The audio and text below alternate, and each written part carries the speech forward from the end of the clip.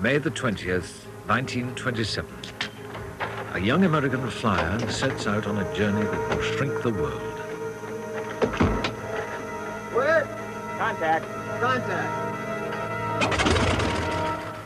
In his aircraft, Spirit of St. Louis, Charles Lindbergh will be the first man to fly the Atlantic solo and become one of aviation's greatest trailblazers.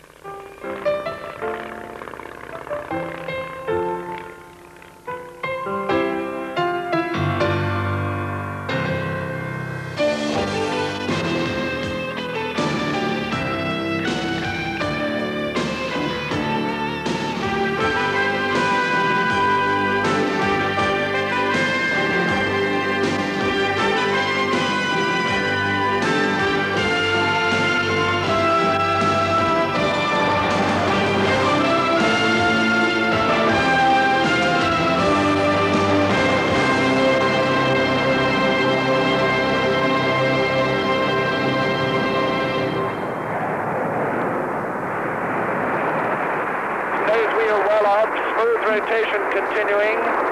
Nose come up to 20 degrees. She's airborne. She flies. April 1969, another trailblazing flight. This time, it's the world's first supersonic airliner, the Anglo-French Concorde. Lindbergh had taken 33.5 hours to cross the Atlantic. Concorde would soon be offering a regular service that took less than 3, the ultimate earth shrinker. Aviation has shrunk the world to livable size, and it's made one community of the world. It's changed our whole manner of thinking and living on this little globe. I think in my wildest dreams, I never anticipated how far and how fast we would go. Exactly 50 years separated Concorde's maiden flight and the very first direct crossing of the Atlantic in a converted Vickers-Vimy bomber. 1919 was the year aviation trailblazing took off. With the First World War over, there were tens of thousands of planes looking for something to do. For the first time, countries could be linked and oceans crossed. The skies of the world cried out to be conquered. Indeed, the challenge had been thrown down 6 years earlier by the Daily Mail of London, a £10,000 prize for the first non-stop crossing of the Atlantic. In June 1919, 2 Royal Air Force pilots, John Alcock and Arthur Whitten Brown, arrived in Newfoundland to attempt the 2,000-mile flight to Ireland. Their Vickers-Vimy had been shipped in crates from England and was assembled on site. Meanwhile, another attempt was underway. 3 Curtiss flying boats of the U.S. Navy set out from Newfoundland to cross the Atlantic in stages. First stop was the Azores to refuel. 2 aircraft failed to get there, though their crews were saved. The third, flown by Lieutenant Commander Reed with a crew of 5, made it and went on via Lisbon to reach Plymouth. Their journey, the first flight of any kind across the Atlantic, had taken 15 days.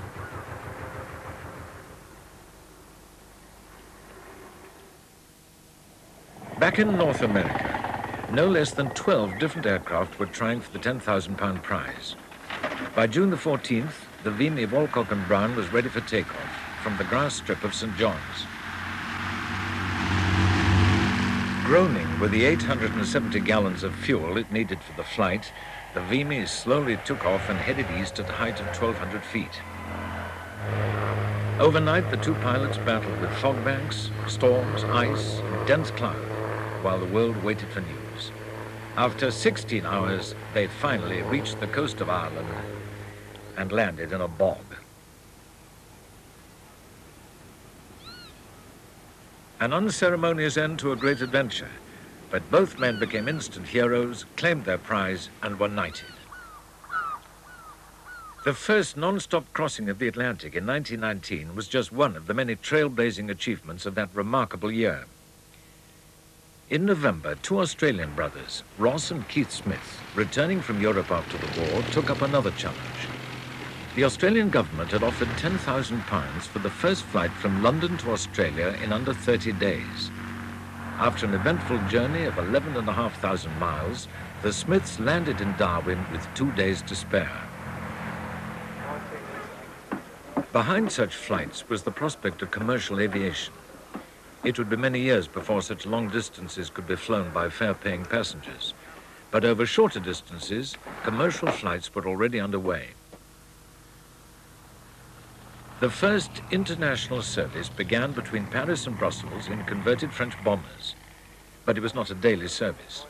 That began on April the 25th, 1919, between London and Paris. It cost £21 and took 2.5 hours. Within a few years, airlines were opening up all over Europe.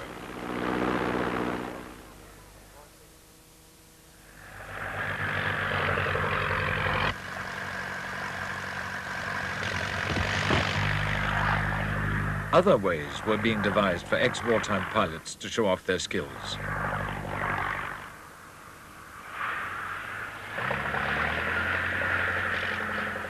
Some of them had the idea of using surplus planes for circuses, flying circuses. Some went around barnstorming to give people 5-minute flights. It was all very novel, but disorganized. One of the most popular barnstorming aircraft in the United States was the Curtiss Jenny. The Jenny was a good airplane. You could maneuver that Jenny just anyway and get away with it. I mean, you'd spin it, stall it, side slip it into a field or anything you wanted to do. It was nice to loop, and it was a great, great airplane for its day. It was easy to handle, no hard work.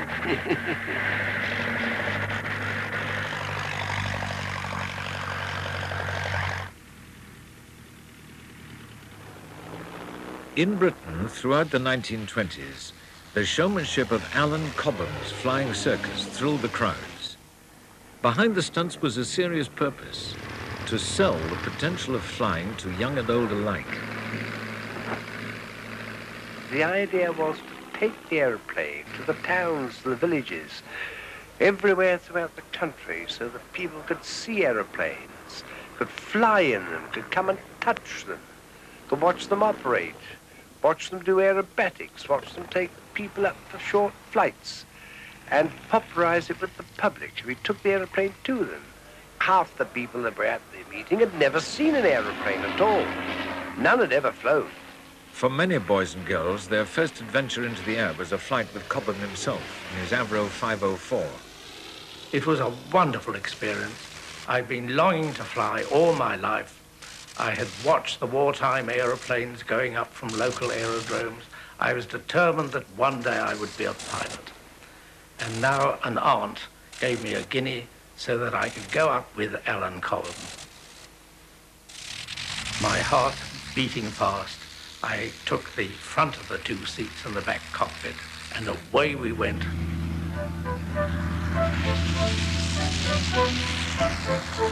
A gale of wind blowing into my mouth, gasping for breath, looking at the increasing view, the trees spreading wider, the view going greater and greater.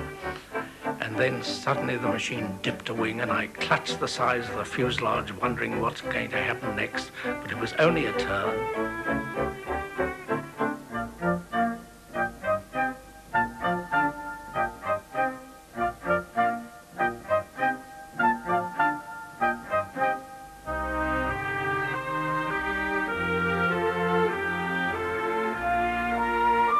The engine died down with a moan, and we came sailing down in a silent glide. Touchdown. And Cobham turned round to me and said, "Did you enjoy it?" There were, of course, still plenty of trailblazing routes to conquer, including the ultimate challenge, a flight round the Earth. 26,000 miles over oceans, deserts, mountains and jungles. In 1924, a group of United States Army Corps flyers assembled in Seattle on America's west coast to attempt the epic journey.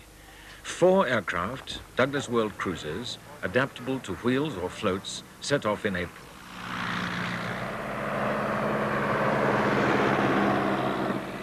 They headed north to Alaska, where the lead aircraft crashed on a mountain, though the two crew were unhurt.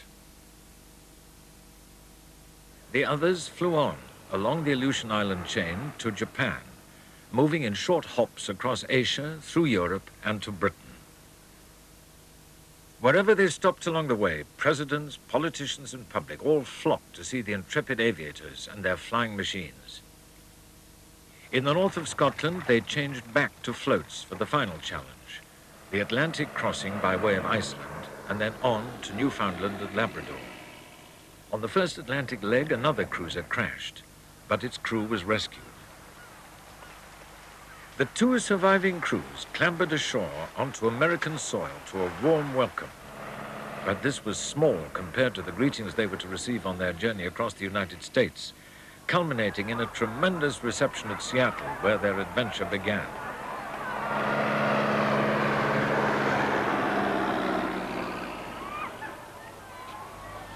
They had completed the first circumnavigation of the world by air.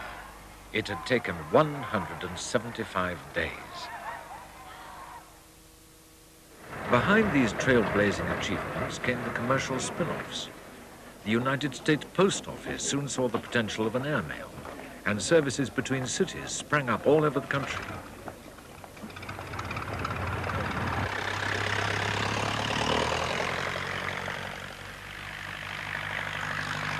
To start with, it was the pilots of the Army Air Corps who flew the mail. But soon private companies began to compete for post office contracts.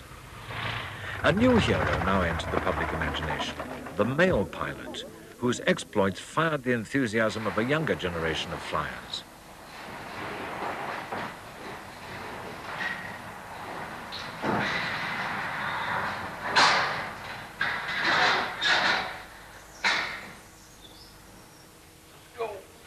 Well, as a boy 11 years old, working at Sid Chaplin Aerodrome, South Hollywood, going out to the field after school on our bicycles, my brother and I, we got acquainted with some of the pilots. And so from then, we kept working around the airport, wiping wings, pulling chocks, oiling rocker arms. And the next 2 years, we were all eyes, like a dog in a sausage factory. We were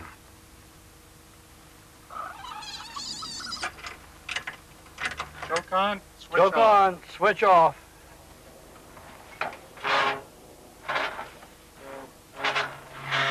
Choke off. Choke off. Contact. Contact.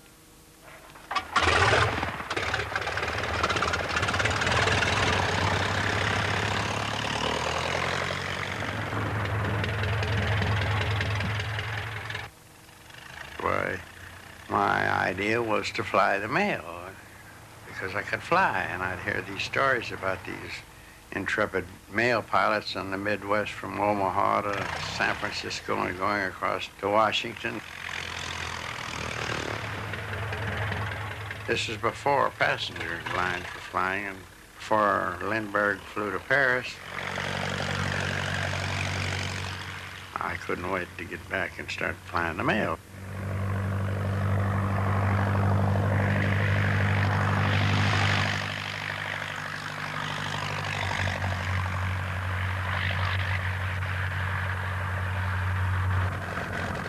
Looking out from 1,500 feet high and doing 80 miles an hour, fastest we'd ever been, and hearing the wind whistling and so forth, and smelling even some of the gas fumes coming back and watching those rocker arms on the front of the engine.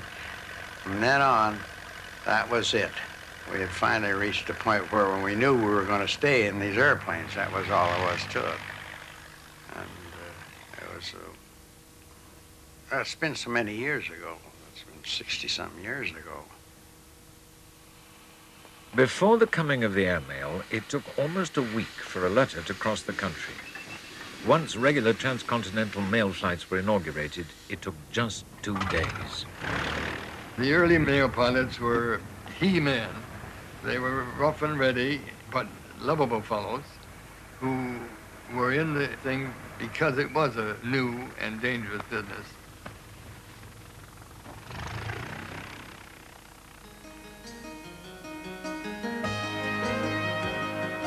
Before the navigation aids had been installed, They had to learn their route like a book. Every hill, tree, and river, village, to guide themselves in all kinds of weather. It'd be a beautiful day, no passengers, no nothing else but just you and the mail and God. You'd get down, you'd fly low, and I said, gee, what day is this? I'm enjoying flying, and oh yeah, there's Miss Fuller's farmhouse. I used to see it from 6,000 feet. I'm right down over the top. Go by, and they'd be out waving, and the laundry would be out hanging on the line. I'd say, hey, gee, yeah, that must be Monday. Monday's worst day. I used to drop a newspaper off to my sister. She lived on a farm right on the route between Iowa City and Chicago. And I used to drop her a newspaper every time I fly over. Today, you'd be 5 or 6 miles up in the air, and if you dropped the newspaper, it'd probably land in England. You couldn't do that today. As time went on, we acquired more knowledge. There was primitive flying.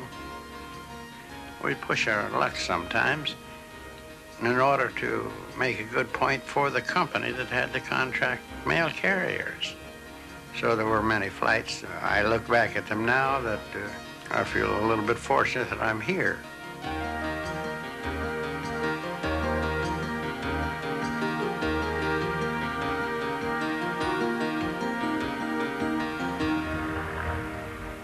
It was subsidies from the post office that launched and sustained the airmail. In time, these subsidies led to corruption and scandal. But without them, the U.S. airmail would never have kept flying.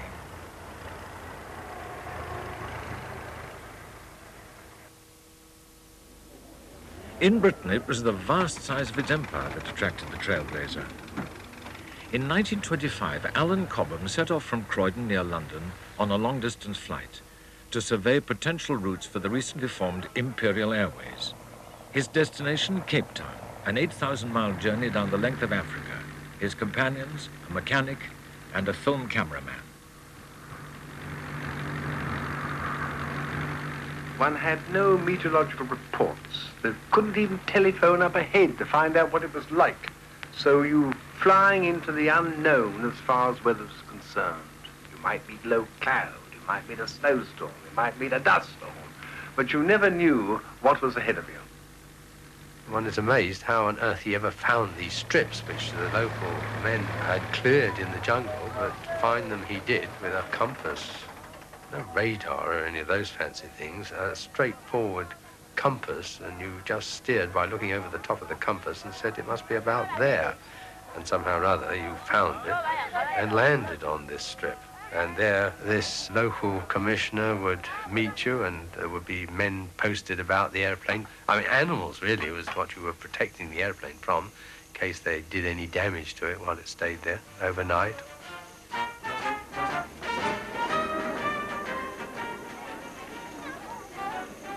The organization that must have gone into these trips is interesting. The trip round Africa would have involved fantastic transportation problems. Cans of petrol have to be there waiting. You have to have made arrangements for that fuel to have been ferried up there, possibly by canoe and so on.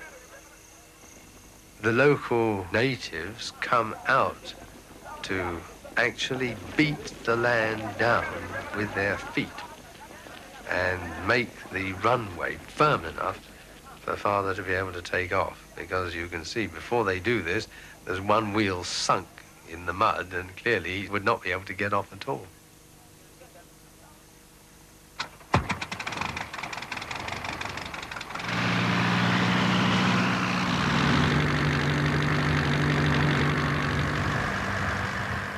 Thousands of people turn out and welcome this pioneer from England. I should think some of them thought, this madman from England, and if you look at the country that had been traversed, you're inclined to agree with some of them as well. London to Cape Town in 3 months. The second of 4 long-distance flights by Cobham across the British Empire. By that method, he really opened the Empire Airlines step by step, long before there were airlines capable of doing it. These flights had tremendous publicity. The newspapers of England and often of many other places in the world publicized the story, building him up as a great man, and people were enormously interested. He was the pop idol of the day. Cobham might have convinced the public with his epic flights, but he still had to persuade the British government. To win them over, when he flew back from Australia, he took his case straight to Parliament by landing on the Thames at Westminster. Lord Birkenhead replied, you see, after I'd given my impassioned speech on having an air route to India immediately. And he said, at the present moment when I send a dispatch to India, I say, thank God I can't get a reply under 2 months. Now Cobham is going to have a reply in a week. Life will be unbearable. We don't want airlines. For the determined aviator, the world still abounded in challenges. The aim of American explorer Commander Richard Byrd was to fly over the South Pole.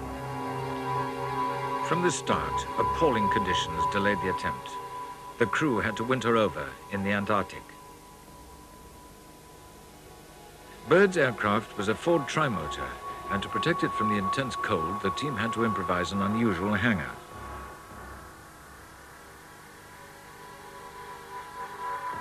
Three years earlier, Byrd had successfully overflown the North Pole. Now he and his companions spent the dark winter months of 1929 holed up in their base camp, preparing for their attempt on the South Pole. Spring arrived at last, and with it suitable weather. The first task was to dig out the trimotor and see if it had survived its hibernation.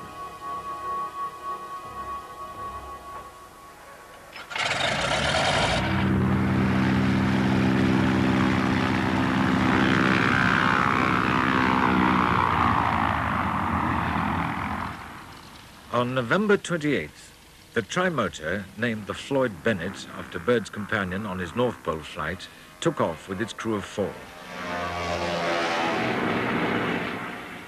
Ahead lay a round trip of 1,600 miles and little chance of rescue if they had to come down on the way.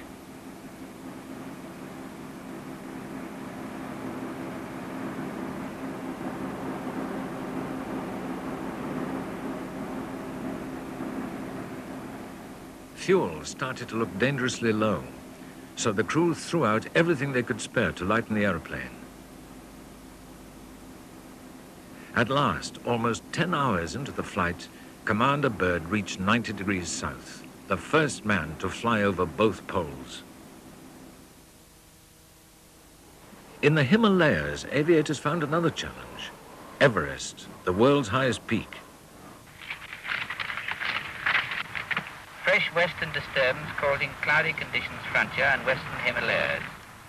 In 1933, a British team led by the Marquis of Clydesdale arrived on the northern plains of India, determined to be the first to fly over the 29,000-foot summit. Increasing height up to about 100 miles per hour at 9 and 10, or less complete washout. Like Byrd, they had to wait for months for the right weather conditions. Storm clouds and strong winds over the mountains delayed the attempt. Sergeant Greenwood, so we've decided to go, get the machines out, and turn about to start up the engine. Very few people had been over 30,000 feet. But there was worldwide interest in achieving the height record. And to that end, the French had had a stab at it, the Italians had held the record, and recently the Americans. So high flying was a fairly unknown subject. 2 Westland aircraft had been shipped out from England. They'd been stripped down to the barest essentials to make them as light as possible.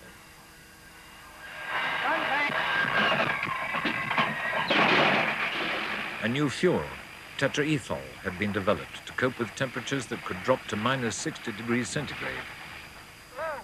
Very special suits of 4-ply material were constructed and fitted with a very elaborate system of heating elements throughout, including boots and flying helmet.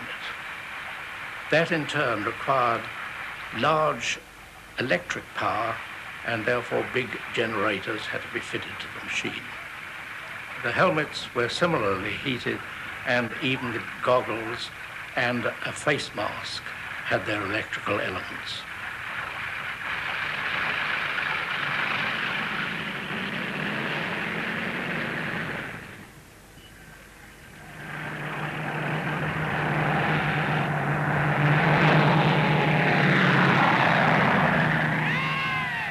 People of India treated the Himalayas as something sacred. They felt very definitely that if these gods were disturbed, that all sorts of queer things would happen to them. They'd never seen an aeroplane before in their lives. The teams were also experimenting with cameras and film at low temperatures and great altitude. There was no possible place to land. And of course, once you'd got sufficient height to get up over Everest, you were well out of gliding distance of the Indian plains. And had there been an engine failure, you couldn't possibly have flown back. The observer, Bonnet, was taking pictures, and each time he changed a plate, he had to go back into the cockpit. And on one of these occasions, he trod on his flexible metal oxygen pipe. And then when he stood up, the pipe parted company. Without oxygen at that height, Bonnet would not have survived. But quick thinking on his part saved him, and the planes went on to fly over the summit.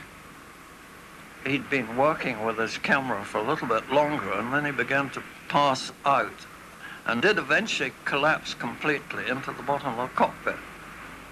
The pilot couldn't do anything about this because there was the two separate cockpits. The flight was a success, but as the cameraman had passed out, both aircraft flew the mission again 3 days later, so their achievement could be properly filmed. Adventures like these captured the headlines. More significant for commercial aviation was the challenge to fly non-stop between the cities of New York and Paris, a competition that reached its peak some years earlier, at a tragic cost. In 1926, French aviator René Fonck and his crew were ready to try for the $25,000 Ortig prize, offered for the first successful crossing. The problem all these Atlantic challengers faced was the weight of the fuel they had to carry. The critical moment was takeoff, when the load was heaviest.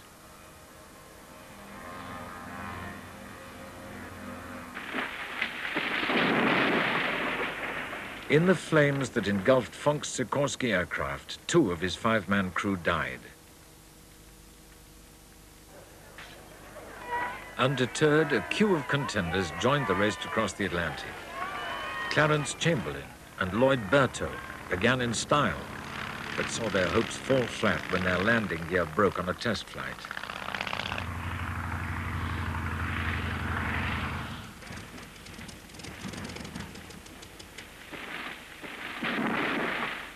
Commander Byrd was also among the hopefuls. An unfortunate landing postponed his challenge.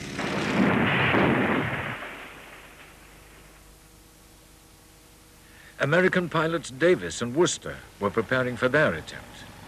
On the final test flight, their tanks heavy with fuel, the aircraft became difficult to control. Soon after takeoff, it plunged into the ground. Both men were killed. From Europe came an attempt in the reverse direction, against the prevailing winds. French ace Charles Nungesor and his co-pilot François Colly set off from Le Bourget near Paris, heading westwards over the Atlantic. The aircraft, named the White Bird, and its 2 pilots were never seen again. Enter the next challenger, a converted Ryan aircraft named Spirit of St. Louis. 25-year-old Charles Lindbergh had persuaded some St. Louis businessmen to sponsor his bid. On May the 20th, 1927, he was ready for the challenge that had cost so many lives. Lindbergh was a dreamer. Certainly as an Air Mare pilot, he had as much experience at flying without great assistance from aides on the ground. And so he couldn't resist the opportunity to participate in the race. He was not an extrovert. He was a very conservative character, but not too conservative to try the Atlantic. Lindbergh would have to fly the journey blind, relying on a periscope or leaning out of the window to see what lay ahead. An extra-large fuel tank had been fitted directly in front of the cockpit between the wings for the best center of gravity. It completely cut off the view forward. Brakes in contact.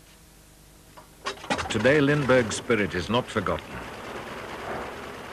Piloted by enthusiasts, this replica flies regularly, and Lindbergh's own experience of the epic adventure lives on in his writings. What a beautiful machine it is, in front of the hangar, trim and slender, gleaming in its silver coat. All our ideas, all our calculations, all our hopes lie there before me, waiting to undergo the acid test of flight. For me, it seems to contain the whole future of aviation. When such planes can be built, there's no limitation to the air. My cockpit quivers with the engine's tenseness. Sharp explosions from the exhaust stacks speak with confidence and precision. But the spirit of St. Louis isn't vibrant with power as it's always been before.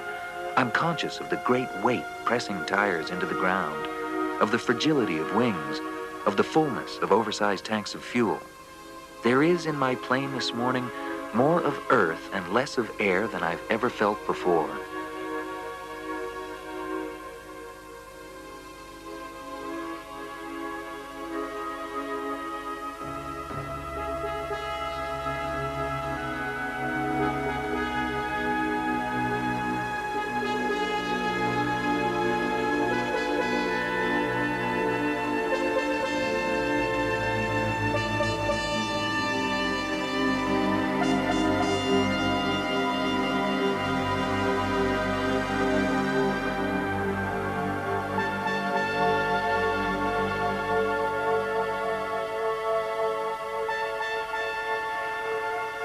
I'm alone at last, over the first short stretch of sea on the route to France. The surface is calm. There's hardly a sign of movement beneath the oil-smooth sheen of its skin. It's only 35 miles to the Connecticut shore, but I've never flown across that much water before. I relax in my cockpit, this little box with fabric walls in which I'm to ride across the ocean. Now, if all goes well, I won't move from it for a day and a half until I step out on French sod at the airport of Le Bourget. There's room enough, no more, no less. My cockpit's been tailored to me like a suit of clothes. Instrument readings are all normal. The engine sounds smoother than at the beginning of the flight. Possibly it's simply the smoothness a well-cared-for engine gains during the early hours of its life. Whatever the cause, there's something in its rhythm that assures me and gives me confidence with which to enter the unknown space ahead, to climb up over the fog, over the sea, and into the night. It seems impossible to go on longer. All I want in life is to throw myself down flat, stretch out, and sleep. I've got to find some way to keep alert. There's no alternative but death and failure. No alternative but death and failure, I keep repeating, using the thought as a whip on my lagging mind, trying to make my senses realize the importance of what I'm saying.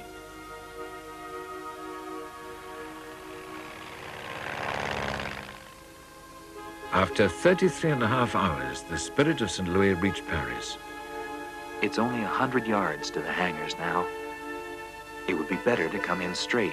But if I don't side-slip, I'll be too high over the boundary to touch my wheels in the area of light. Not a bad landing.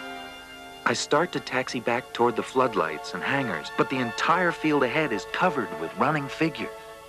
It seemed as if all Paris had turned out to greet him. With one flight, he'd become a legend, joining the select group of aviation's pioneers, like Louis Blériot.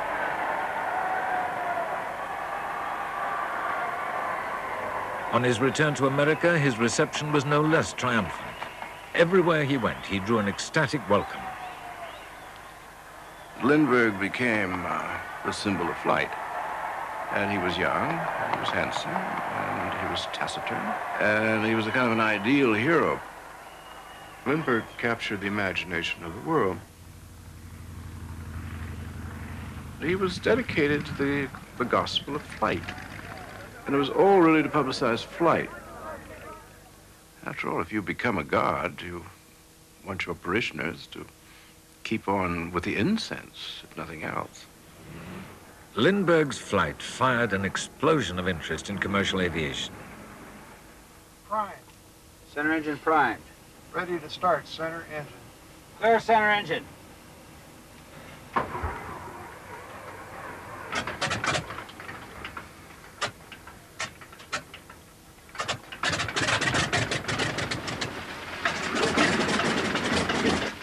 The Ford Trimotor, America's first purpose-built airliner, was ready to exploit the public interest. It was built as a very sturdy plane, and it's still flying, some of them. It shows how very overstrong it had been built because they didn't know what to expect. The Ford Motor Company had been interested in aviation by Bill Stout, who had built a single-engine plane, but Mr. Ford felt he wanted more safety, and so we developed the Ford Trimotor plane. So strongly built was the Trimotor, it could even loop the loop.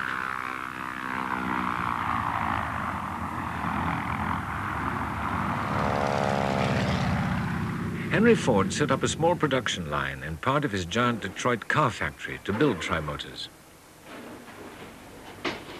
We had 2 or 3 aeronautical engineers that came to the Ford Motor Company and supervised the construction of it. It was much more of a hand-built affair. And there weren't so very many of them built, you know, altogether. Soon specialist factories were springing up with names like Douglas, Boeing, and Lockheed to supply the newly emerging airlines. And the first links between operators and manufacturers were forged. I think it was one of the very first all-metal planes with an enclosed cabin for the pilots, and wheel at the rear in place of a tail skid, and brakes so that it could operate more like an automobile in that sense. The corrugations were built so they ran in the direction of the wind. And this, we had quite an argument in Europe over this question, because the Europeans claimed they had a patent on corrugations that ran in the same direction as the wind, which seemed too silly for words.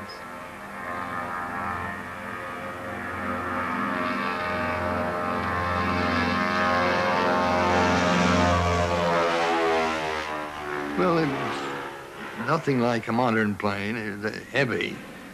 Sometimes you needed help from the co-pilot to handle it in rough weather. It had an excellent wing profile that gave it a good lift.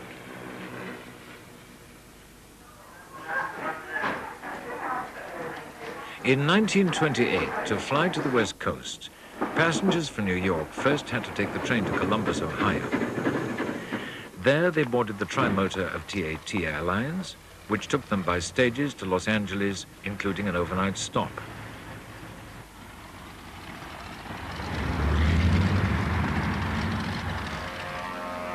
One of the airline's executives was Eugene Vidal.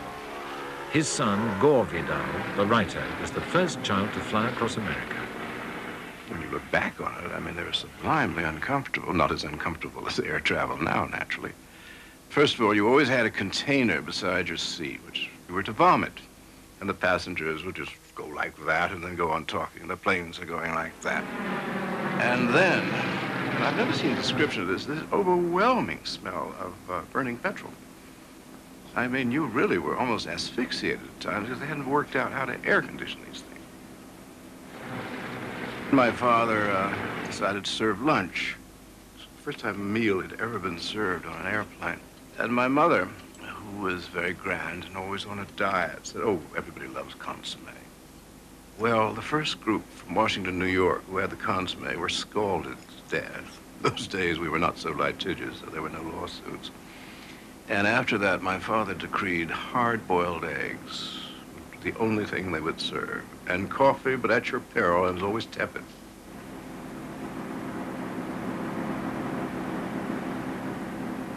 For all the discomfort these early passengers experienced, they had the first memorable opportunity to see from the air the grandeur of the American continent. The journey ended at Burbank Airport in Los Angeles. We went down so fast that both of my eardrums were cracked. And so, screaming up a storm, I'm taken off the plane with blood trickling down my tiny lobes. My father, the manager of the airline, yes, you loved that flight, didn't you, my boy? First child to have flown across the country is shrieking up a storm. I'm just going like this at him, you know, and the blood streaming down the ears. That is my memory of the first year of transcontinental flight. Some early entrepreneurs realized that the new airliners offered other business opportunities. I formed a company called Scenic Airways and bought 2 of the Ford Trimotors and flew them out to the Grand Canyon for a sightseeing service, which is still the oldest sightseeing service in operation. The first time I flew over the canyon, it's almost indescribable, but it's almost a religious feeling you get as you pass over the rim, and then the ground suddenly opens up below you and you see this wonderful expanse of colored rock with the tiny river down at its base.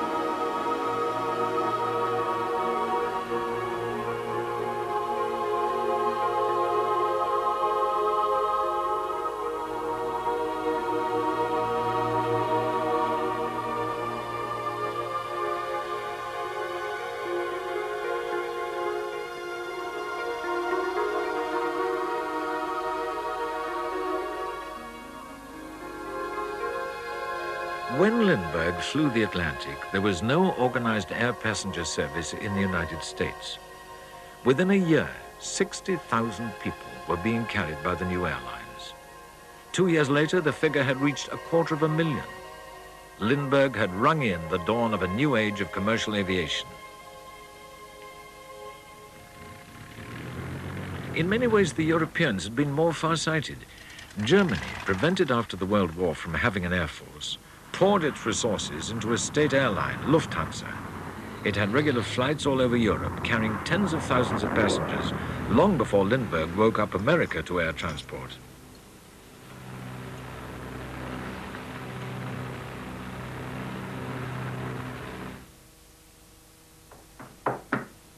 An airmail service to the outposts of empire was what Britain wanted, and the airline charged with the task of carrying it was the government-backed Imperial Airways. It took passengers too, though not as many as Lufthansa. Luxury was what Imperial offered, and by the 1930s it had the aircraft to provide it, the Handley Page 42. Nothing will ever come up to that feeling as I stepped aboard that aircraft for the first time, to see this great lumbering giant as it looked then, a cockpit that looked like a greenhouse stuck on the front, all perspex. It was known as the Flying Orange Box, of course, because of the tail formation. The only people that could afford to fly were government officials whose fare was paid, and of course the very wealthy, whose privilege was to fly around the world wherever they chose to go. And it was our job to make that flight as pleasant and as comfortable and as easygoing as possible. Whatever their want, we were expected to supply it. The HP-42 had to land very frequently to refuel because headwinds cut our ground speed to 30 or 40 miles per hour. It sounds quite remarkable, but we frequently dropped down to those speeds, crossing the desert.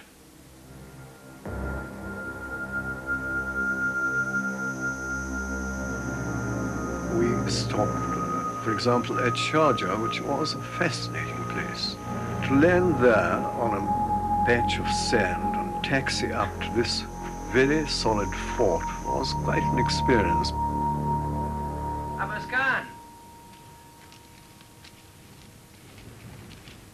6 Saabs coming tonight. Right. I'll come and inspect the rooms in half an hour. Right. Airplane coming 5:30. Board at Chasai. Men, surface wind and barometric pressure, please. Right. Surface wind northwest 8 miles. Barometric pressure 10, 40.2.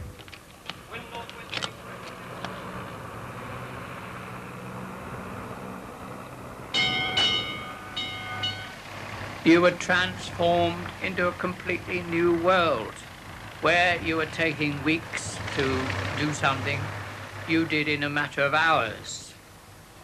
One moment you were in the cold of the UK, and within a very short time you were transformed to the Middle East or the Far East. You were a butler, you were a diplomat, you were a confidant, you were everything to those passengers. It was a love affair. It was something that you wouldn't go into if you weren't absolutely dedicated to it. Warborough was in the club the night before I left. He asked to be remembered to you all. He's in fine fettle, whacking you. You felt it was something that was going into the next century, and you wanted to be part of it.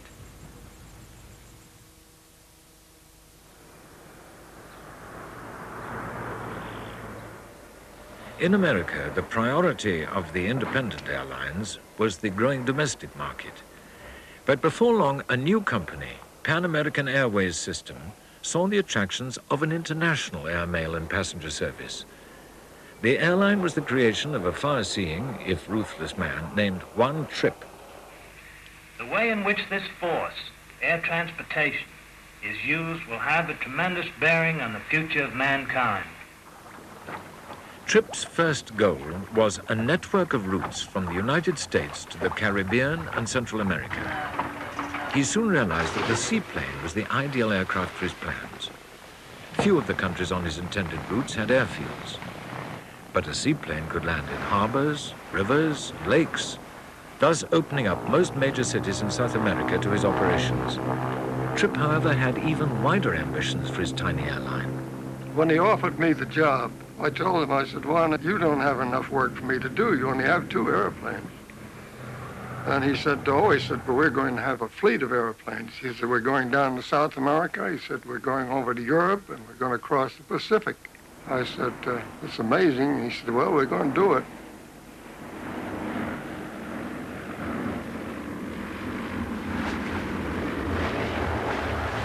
Tripp set about establishing a network of routes with ruthless efficiency. He started by winning the first 2 airmail contracts to Panama and the Windward Islands. By cultivating foreign governments, he then shut out his rivals and established an effective monopoly on the routes. This pattern was repeated wherever he opened a service. He was accused of corruption with foreign officials and collusion with the U.S. Post Office. But soon Pan Am was booming.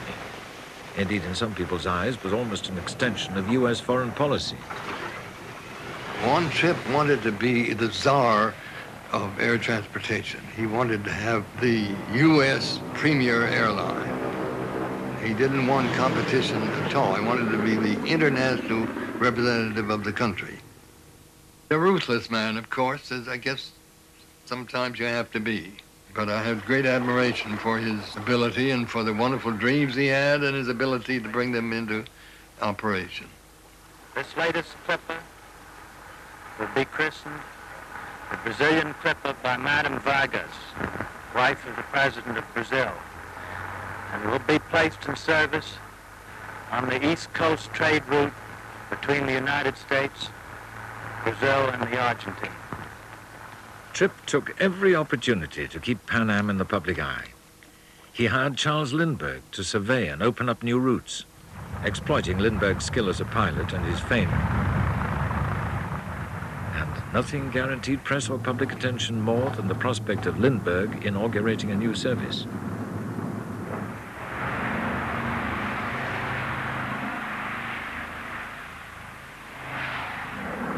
Pan Am's fleet of aircraft grew, and so did Tripp's ambitions. He saw the lucrative potential of routes across the Atlantic and the Pacific. With the giant seaplane, the S-42, Tripp first planned an Atlantic service. But when the British, who had no aircraft that could carry passengers across the Atlantic, refused him landing rights, he turned instead to the Pacific.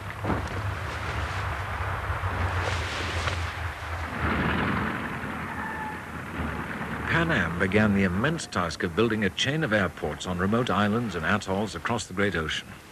Lagoons had to be dynamited to clear coral reefs, hotels and workshops built, fuel dumps constructed. The first stage from Alameda in California to Hawaii was the longest, 2,400 miles. In April 1935, test pilot Eddie Music made the first proving flight to Hawaii. It took almost 18 hours. The trip back, 2 hours longer. They just barely made it back. There were only 72 gallons of gas left in the tanks. Captain Music was supposed to do his triumphant circle over the city, and he said, hell with that. He came in and landed straight in. In 1937, the British finally had a seaplane they felt capable of crossing the Atlantic, the C-class Empire flying boat. So they struck a two-way deal with Pan Am. On July the 5th, a Pan Am S-42 flying boat left LaGuardia, New York, to fly to Southampton.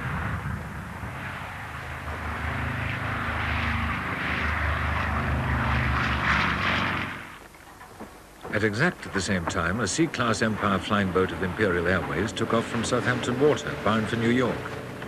Both survey flights were a success, but to achieve it, the British had stripped out all interior fittings to give their plane enough range, and their Pan Am rival had installed extra fuel tanks inside the cabin.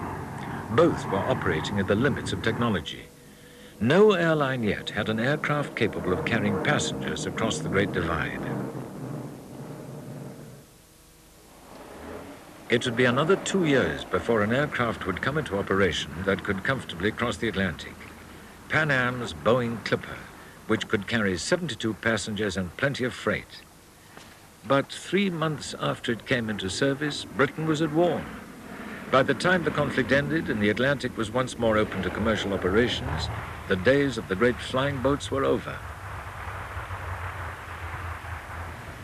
By then, too, the age of individual trailblazers had passed. But they had left a rich legacy of achievements for post-war aviation to build on. What limitless possibilities aviation holds when planes can fly non-stop between New York and Paris. The year will surely come when passengers and mail fly every day from America to Europe. Planes may even replace automobiles someday, just as automobiles replaced horses. Possibly everyone will travel by air in another 50 years. I'm not sure I like the idea of millions of planes flying around overhead, but I love the sky's unbroken solitude. What is aviation leading to? What effect will it have on the lives of men? That it will bring revolutionary changes seems certain.